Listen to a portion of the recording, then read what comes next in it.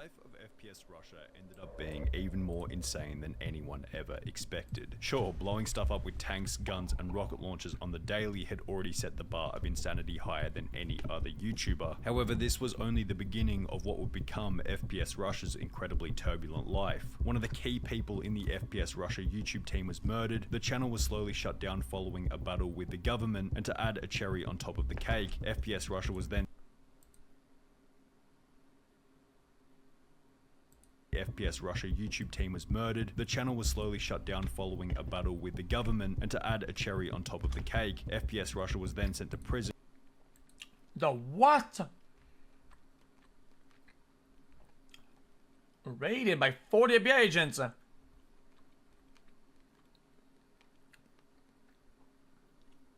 Top of the cake, FPSRussia was then sent to prison for a variety of different reasons, in the process losing his $400,000 gun collection. It's probably safe to say that in the beginning, Kyle Myers, the creator of FPSRussia, wouldn't have expected any of this. He wouldn't have expected that his channel would become the 9th most subscribed on all of YouTube in late 2012, and definitely wouldn't have expected that it would eventually land in prison. So how did he fall into such an unbelievable position? Well, the Russian gun shooting gimmick was actually started for somewhat of a hilarious reason. Kyle Myers, the creator of FPSRussia, had been uploading Call of Duty Modern Warfare 2 videos, pretending to be a Russian man by the name of Dmitry Potapov, at a time when, for some reason, badass Russians were just a prominent part of popular culture. Hello, my name is Dmitry Potapov, and I've been making gameplay commentaries for a very short time, but happily, everyone seems to love my video. I have 6,000 subscribers. Despite completely faking the Russian element of his persona, there was another part of his act that was completely and utterly real: his love for guns. Kyle had been living on a farm in the US state of Georgia, on which he owned a grand total of 53 guns, and after feeling as though Call of Duty did a poor job of accurately depicting how these firearms worked in real life, he'd make it his mission to display the difference between guns in gaming and guns in real life. In an interview from November 2010, Kyle would state, "There are just so many unrealistic things in the Call of Duty games that I wanted to see if any of them could actually be done in real life." FPSRussia would create a real-life version of the explosive RCXD car from Black Ops, while also test firing many other guns from Call of Duty, such as the MP5, Tommy gun, and AUG assault rifle, all of which being done over the top of his fake Russian accent that was being further popularized, at least in part, by Nikolai from Black Ops Zombies at around the same time. These videos were uploaded and interwoven with his Call of Duty gameplays, but with his real-life gun videos gaining more than 80,000 views a video, and his Call of Duty videos gaining between 20,000 and 40,000 views a video, it makes sense as to why FPSRussia would then discontinue the Call of Duty gameplay and start doing nothing besides shooting different guns for the viewers of his YouTube channel. Fair enough. Hello my friends, this is FPSRussia again. In the last video, everyone wanted to see F2000 kill Justin Bieber, but many people wanted to see a 50 caliber Desert Eagle. Only a few weeks after making the switch to exclusively posting real-life content, FPSRussia began to grow unbelievably quickly. His 50,000 subscribers turned into 250,000 after only 4 months, which then turned into 1 million subscribers only 4 months after that. His popularity gave him the opportunity to showcase bigger and better weapons, which then helped his channel to grow even more, creating a cycle ensuring that the channel would seemingly thrive forever. In December 2012, only 2 years after he began posting IRL content, FPSRussia would peak as YouTube's 9th. I was a big fan of the explosive ammo and shit like that you would throw onto like get bales of gas, some shit, and we go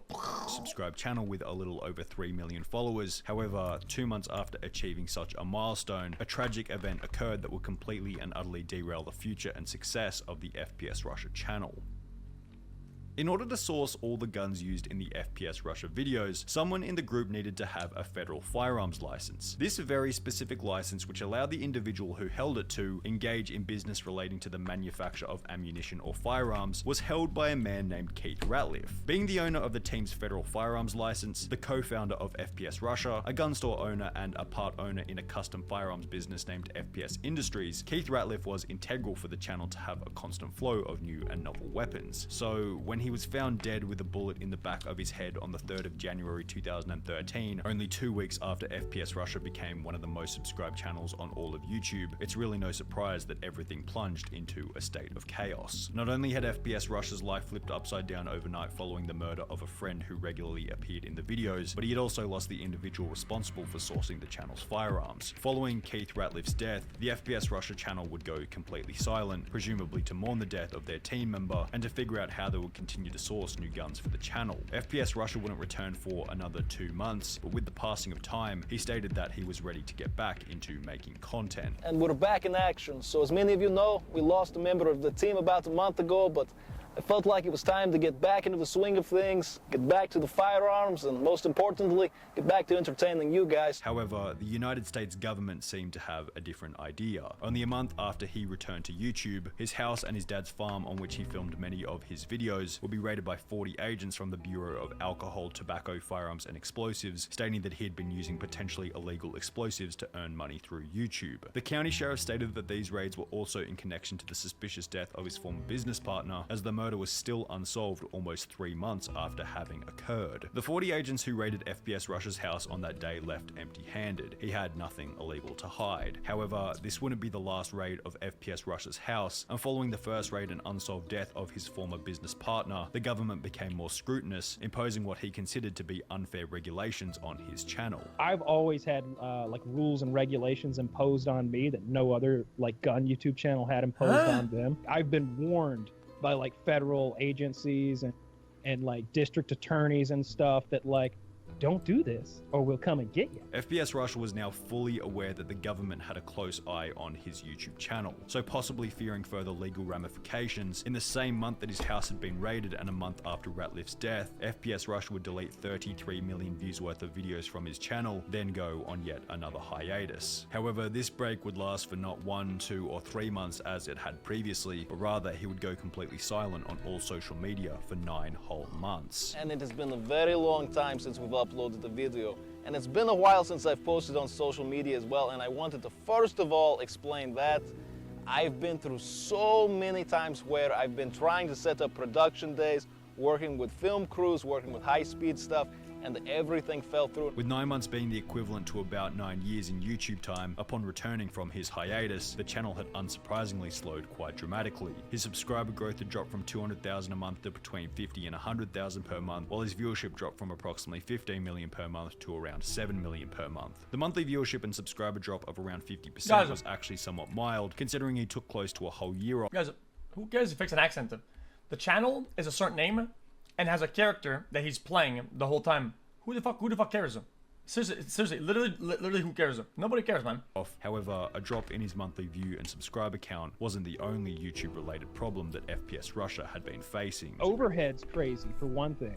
Like the overhead for making one of the videos, and now YouTube monetization, demonetization. That makes it real hard. Throughout 2015 and 2016, YouTube monetization rules were changing, and from what FPS Russia said in the previously shown clip, the changes were clearly affecting his channel, making a profitable production harder and harder to produce. Now there's no hard evidence for this, but FPS Russia may have also been growing tired of the same old video format. Putting on a Russian accent, introducing a gun, saying that the target is gonna have a bad day, then blowing it up over and over again must have been getting monotonous as his channel was approaching 5 years of age. This might explain as to why the quantity of uploads declined dramatically. In 2015, he would upload a total of only 9 videos, equaling less than 1 per month, but while the video uploads were decreasing, the gun collection definitely wasn't. And the fact that FPS Russia had so many firearms registered, holding the highest license available, meant that any government agency could turn up at his house at any time and search his things for even the most minor of suspicions. Because of the types of firearms that I owned, we're able to search my house regardless. You didn't have a regular license, you had a super license. No, yeah, I had the highest level of licensing for everything. You're kind of on a database of like, oh, this guy has this, they have the right to come in. FPS Russia had been seen by police wearing a pair of shorts, which apparently gave them authority to search his house as they had 4 years previously. They wrote a warrant that said they were able to search my home due to the fact that I was wearing shorts. This time, however, the feds would not leave empty-handed and rather found a small amount of hash. Is that because, according to the license, if you're around the firearms, you need to be like fully clothed so you don't get like shrapnel or like pieces of metal that fly onto your skin or something like that for harm or something like that? Or am I completely off the fucking mark? found a small amount of hash, ultimately resulting in a prosecution as only Wait, they did what? Warrant that said which apparently gave them authority to search his house as they had 4 years previously. they wrote a warrant that said they were able to search my home due to the fact that I was wearing shorts. This time, however, the feds would not leave empty-handed and rather found a small amount of hash, ultimately resulting in a prosecution, as owning illegal drugs while also owning a firearm is a federal offense in the USA. However, it got worse. Since he had shared the drugs with his girlfriend at the time, he was somewhat ridiculously charged with the intention to distribute. Sharing What? marijuana with a second party is distribution by the law. The severity of the charge also meant that the government was able Wait, that makes no sense at all. What state does he live that they do that? to confiscate FPS Russia's $400,000 firearm collection consisting of over 50 guns. 200K? Who are you gonna convince that a guy with his girlfriend is intent to distribute? How can you prove that? Nobody would fall for this. Like, you get more than that in guns. Yeah, closer to 400. They took $400,000 worth of guns? After almost 2 years of back and forth legal discussion, FPS Russia was sentenced to 56 days in federal prison with a $7,500 fine and 2 years probation upon release. He would be released from prison in October 2019. However, in the process, he lost his gun collection, a bit of his dignity, and as comical as it sounds, his Russian accent. The fact that FPS Russia was on probation for 2 years meant he wasn't allowed access to any type of firearm. Obviously, felons aren't allowed firearms, but people What who are on the- probation aren't allowed, like, anything. Like, I can't even have, like, pepper spray. And therefore there was no way for the FPS Russia videos to continue legally. Yeah, I'm a felon. I can't get guns until, Ever like... again? Yeah, until they pass some sort of law. Eventually, I think eventually, like that'll come full circle. But who knows? Or maybe some state will refuse to observe federal law, or I might just go to another country. Well, Like I'm willing to do any of the three. Kyle Myers Doesn't matter if you agree with weed or not or whatever. This is just fucking stupid. has impressively That's just maintained his dumb. success on YouTube as a host of the incredibly popular PKA or Painkiller Already podcast. However, unfortunately, the same cannot be said for everyone's favorite Russian, Dmitry Potapov. FPS Russia's final video is uploaded to the channel on the 17th of April 2016, and as mentioned, unless there's a change to laws surrounding gun ownership for felons, or he decides to move to another country, it's unlikely that this will change anytime soon. I mean, you wouldn't be able to move to a country and get a super license over there, right? Unless you go to some scuffed ass place.